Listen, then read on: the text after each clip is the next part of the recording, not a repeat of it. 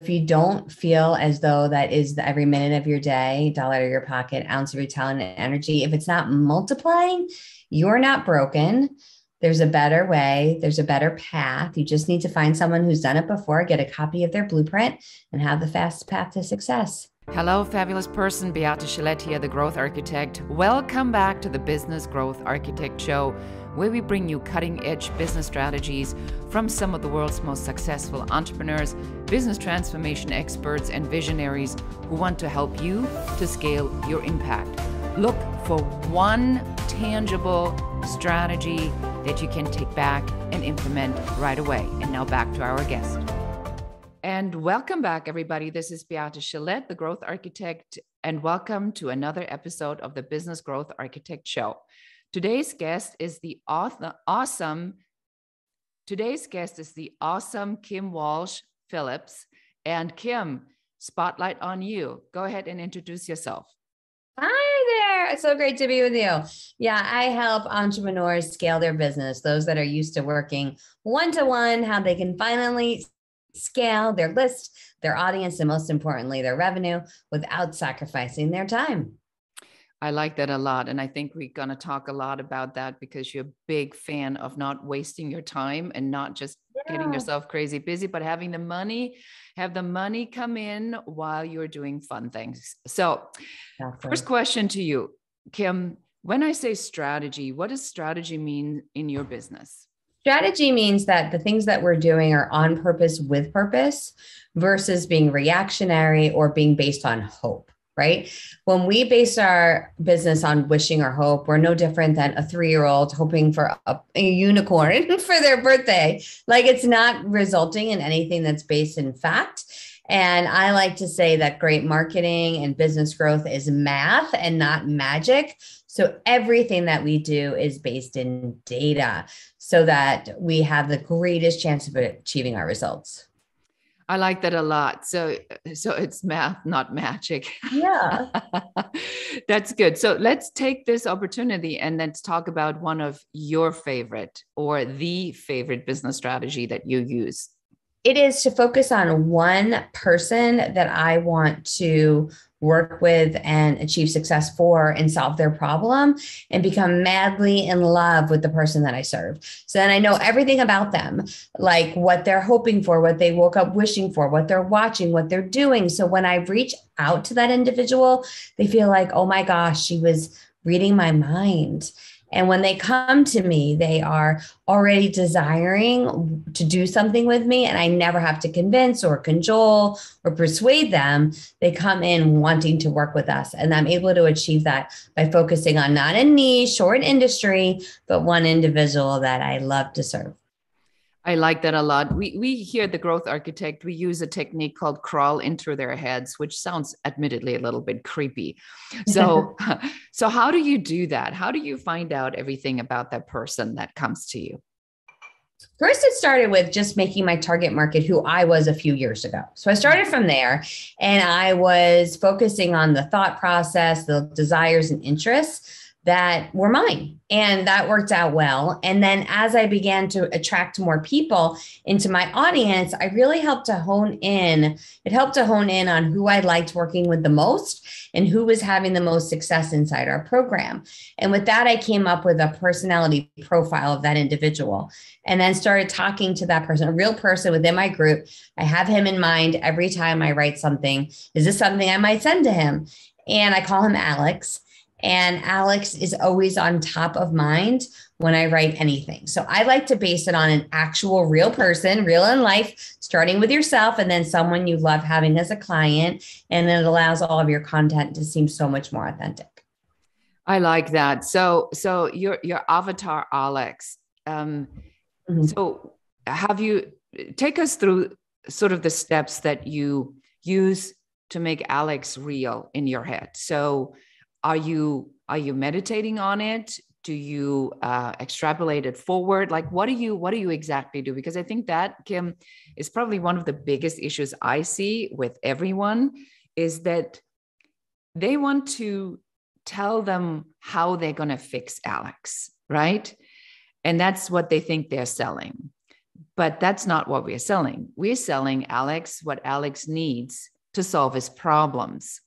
And the middle part is the secret sauce that you bring to the table. So how do you make Alex come to life? Any pointers? Because I know everybody's struggling with this. So our focus should be on not what we do, but what we do for them. Okay, what we do for them. So whenever you're thinking about the thing that you do, you want to add on the phrase. This is an easy way to do it. Add on the phrase so that they can what? So it could be something like, I help people write better speeches so that they can what? I help people get more wealth so that they can what? Like, what do you, okay, fine what you do, but what is it going to mean to them so that they can what? And it should be so clear, not conceptual, not remove blocks or gain confidence, because that's really something that's broken inside of them. And no one wants to buy like, I'm broken. That's not, they're not like wake up saying, oh, tell me what's wrong with me. They want to think there's a solution outside themselves. So it should be so clear that it's a picture an 8-year-old could draw, that like they could draw that photo. And if they had a line of 10 8-year-olds, they could all draw the same picture of what the outcome is that you provide for the individual. And again, I get narrated on one person. So I get to know this person in my coaching. When I'm friends with him on Facebook, I can see what he does for fun. I see what his posts are. I know what questions he's asking me. And if you don't know these questions yet, what you can do to start is go to answerthepublic.com and put in a search query of your industry. And what you will see is the top questions that people type into Google. And so you'll be able to see right now, these are the questions people are already asking about your industry. And you can simply start by offering value by putting together a video, answering the top 5 questions that get asked in your industry. It makes a great gift. And you're already starting to get crawl inside the mind of the individual that you're trying to reach. I love that. So let's just make sure the strategy is clear. So you focus on your avatar whom you want to sell to. And you actually look to find the particular phrases that this person is already typing in the internet to search what they want. Right. And let me guess, judging by what you do, and then you reverse engineer what you need to offer. So this person is going to buy from you.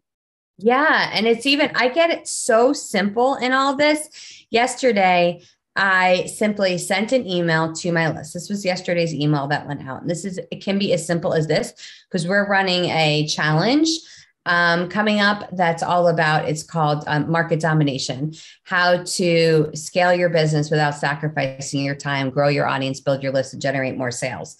And so it's all about dominating your market. And all that I sent out yesterday was the subject line said, 1 question to answer. And the email simply said their name and quick one for today, ... In prep for our January launch, could you please reply to this email with what your fill in the blank is, ? And then I wrote the number 1 thing I want to know about dominating my market is, and I left it blank. Much appreciated, Kim. And it got a 32% open rate. It got a 7% click-through rate. I got so many answers from people telling me exactly in their words what they want to know about dominating their market. So then I'll take all of those questions that just came back to me, and I have a staff person putting them in a spreadsheet for me. I'll start going through and finding some similarities. What are the number 1 questions that came up?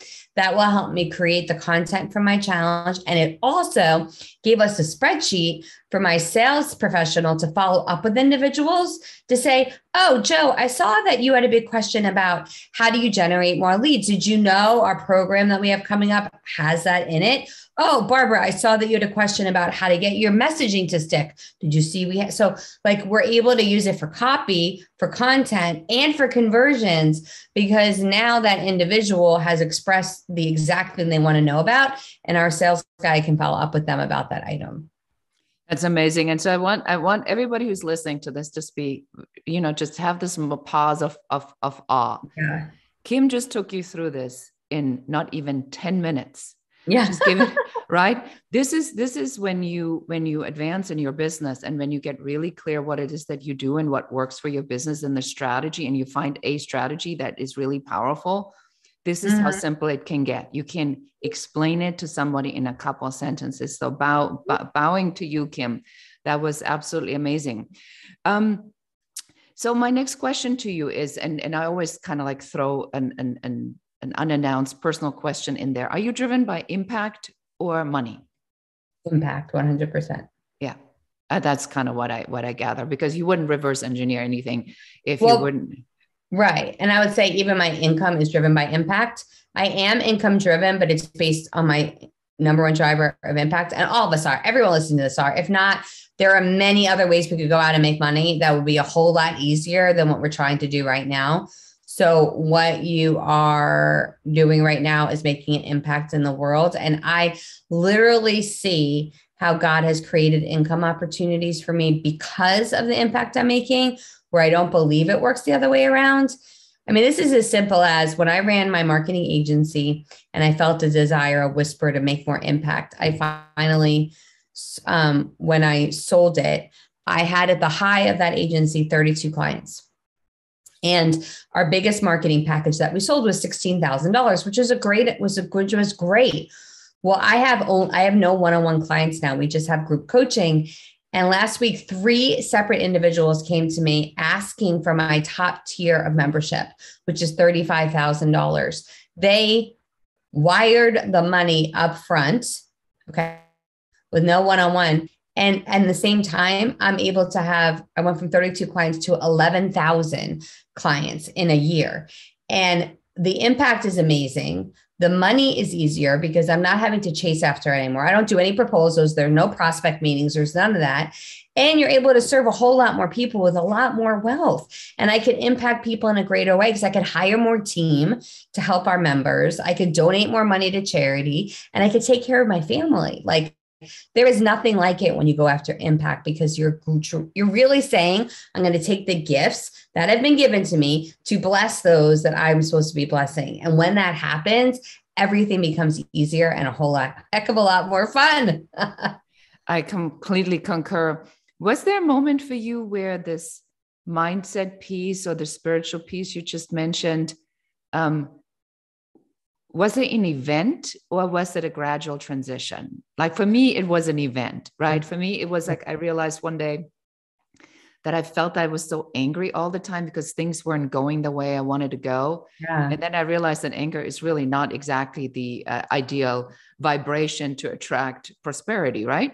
So yeah. What was it for you? Was it just, have you always been like this? Did you just put it on steroids? Did something click? Tell us about that.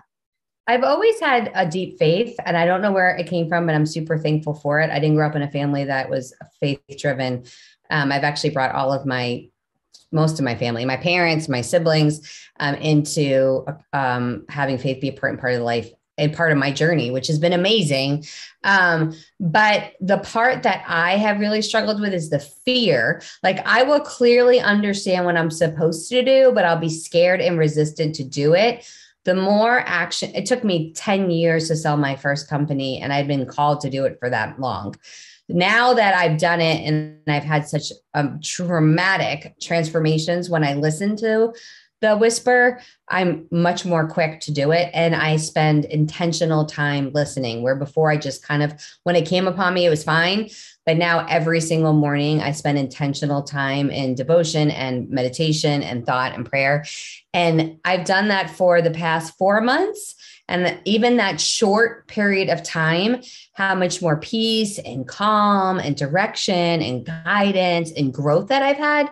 I cannot believe I spent 46 years not doing that, right? But I have the rest of my life that I get to do it. But it comes as simple as, like, even yesterday, we were at a holiday event, and I'm not sure when this is coming up, but we were at a holiday event, and it was like chaotic. I'm someone who likes to be very much on time for things and give myself space. I try to avoid drama as much as I can. So I will give myself room. I used to not be this way. I was very last minute before, but because I know I could eliminate a lot of chaos in my life simply by giving myself more time, I get things done ahead of time, and I will be ready to go wherever we're supposed to go next, significantly ahead of when we need to leave. So it's not chaotic and dramatic when I go to leave. Not everyone in my family operates that way, including my spouse. So as we're going out the door, we were late. We were going to be late. There was multiple people in bad moods. And I'm an empath, so I own the emotions of others and I take them on as my responsibility. But even yesterday, as I was sitting in some thoughtful prayer, it came to me like the answer was not that it is my responsibility to make them happy. The answer was, it is my responsibility to spread joy. Whatever anybody else wants to do with that joy is up to them. But I cannot operate in a place of anxiety, anger, expectation, or nagging. And I have to operate in a space of joy. And if you choose to take that joy and operate in joy, it's great. If you don't, it's great. None of that matters. Whatever, only thing I can control, what comes out of my mouth. And I stop there. And then I get to experience the blessing of just being joy, regardless of what anyone else does. So that, I mean, again, late 40s, just had that revelation yesterday. These things happen all of the time. This is so powerful. I think that what I'm taking away from, doing this show is that literally virtually everyone, Kim, that has reached a certain level follows the trail of thought, that there is no impact unless there's a deep connection to the divine, or whether you want to call it God, spirit, the universe, or whatever you want to call it. Because I think that this stepping into the trust, and you just said fear, is it's not about not having fear. It's about having the courage to step into your belief system anyway. So for anyone who wants to get to know you more, what do you have to share with our audience? How can they find you? Where do they go and get a little bit of Kim goodness? I would love to serve them well. So you can find me on any social media under Kim Walsh Phillips. There's only one of me. And then our website is powerfulprofessionals.com. And we have lots of free goodies and yumminess on that site for you as well. Wonderful. Thank you so much. And any final last word before we let you go to impacting another 11,000 people? Whatever you're experiencing today, know that you are here on purpose with a purpose. And you were made to thrive. So if you don't feel as though that is every minute of your day, dollar out of your pocket, ounce of your talent and energy, if it's not multiplying, you're not broken. There's a better way. There's a better path. You just need to find someone who's done it before, get a copy of their blueprint, and have the fast path to success. There you have it. Kim tells it to you very simply and easily. So thank you so much for being here. We so appreciate to have you. I'm sure the show is going to get great feedback. So thank you everyone for listening. This is your host, Beate Chelette, and this is the Business Growth Architect Show. And that's it for us today. Thank you for listening and watching the Business Growth Architect Show. I enjoyed having you here. And for accountability, just take one of the strategies that you have heard, one thing that you can implement in your business immediately. Please leave comments. Don't forget to like and share this show. And if you have any questions about business, please put them in the comments. We are here for you. We're here to support you and help you to grow, build, and scale your own business. For more advice, please check out our website in the show notes below. Thank you again. This is Beate Chelette, the Growth Architect, and goodbye.